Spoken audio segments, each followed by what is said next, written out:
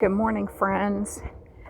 I have an accountability partner that I was back and forth messaging yesterday, and the subject of self-care came up.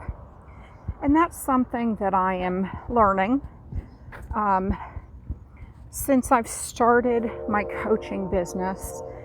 And there's a lot of time that goes into creating. There's a lot of time that goes into posting, to making sure that I'm doing the right things, to get my name out and to make people aware of the things that I'm doing. And so between two teenage sons that have been mowing this summer, one of them is going to STEM in a couple of weeks, and he has projects that need to be done, and trying to take a little bit of time to be with them and help them. And we went on a short break to Florida to see our family. It was only 3 days, but it was a good break. But that took time as well. And so my self-care, has not been my number one priority. So I started thinking about it while I was listening to the Christy Wright podcast today. And she has a podcast on confidence that she started when she started her own channel away from Dave Ramsey.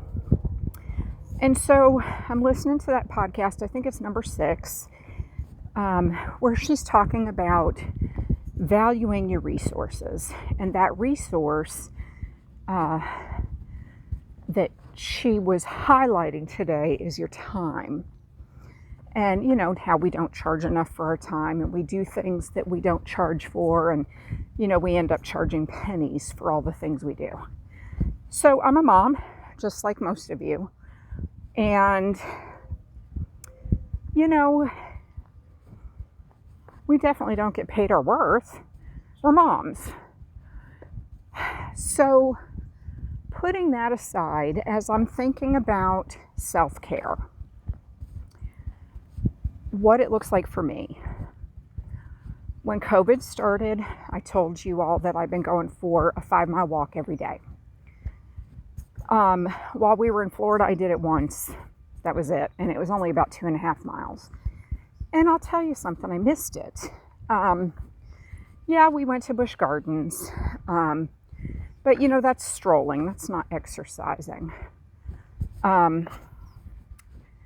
Plus there was a lot of sitting and standing and blah, blah, blah. So what self-care looks like for me now, what I'm making a priority now: daily devotions. I get up before everybody else. And during school, what that is I have to set a timer. I have to set an alarm for 5 a.m. so that I have that hour before the kids get up. I can have a cup of coffee. I have my Trimmy. I do my devotions. And I even get a few minutes on Facebook and Instagram. And then the kids get up at 6:15, 6:30. So right now, again, I get up before everybody. It's just my natural clock. I have my devotions. I get a few minutes on Instagram and Facebook while I eat. After my cup of coffee, and then I leave for my walk. 7:30, 8 o'clock in the morning. Now my walks are getting faster. They were 2 hours when I started, and now I'm down to about an hour and a half for that 5 miles, which is a good pace for me. I listen to God-honoring podcasts while I'm walking. Some are business, some are personal, some I just enjoy. I listen to Annie F. Downs. That sounds fun. She's a beautiful Christian podcaster. I listen to Christy Wright, who I started listening to her as a Dave Ramsey associate in her business boutique, and now she's changed to the Christy Wright Show. And it's still businessy, but it's less so. I listen to Jennifer Allwood. Incredible business coach. I even spent a couple of months in her inner circle when it was open last. And it was simply amazing, absolutely amazing. And even though I'm not in the inner circle anymore, I still listen because it is a great business, God-honoring podcast. I listen to church sermons. I listen to the iTech podcast. And so my self-care is basically every day. It's getting up early, having my cup of coffee, having breakfast, doing my devotions, and then taking that 5-mile walk. Not only am I exercising, but I am honoring God with the things that I listen to, with my thoughts. I pray for people. I share.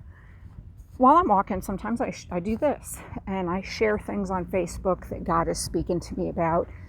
And so, in the fall, when school is in full swing and the weather is cooler, my self-care may look different.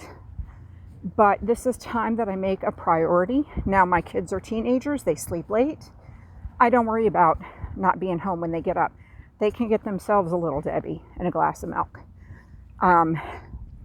So, those of you with younger kids, your self-care is going to look different. But that's how I do self-care.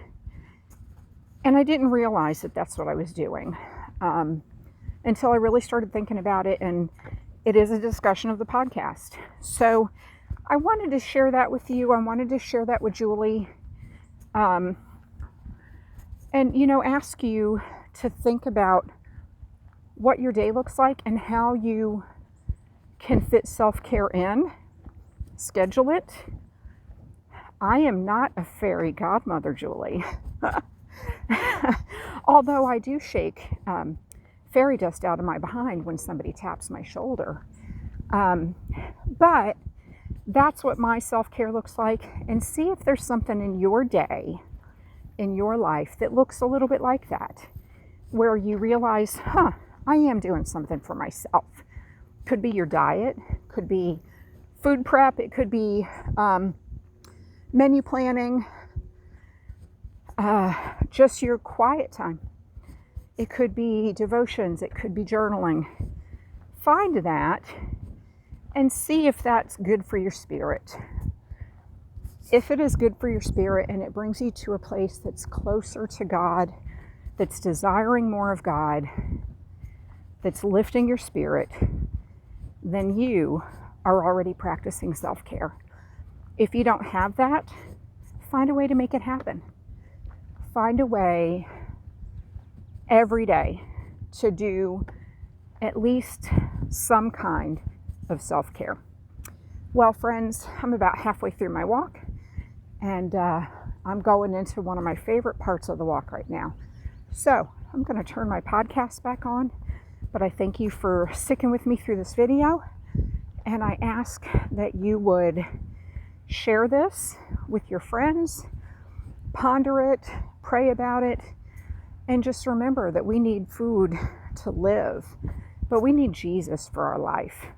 Bye, friends.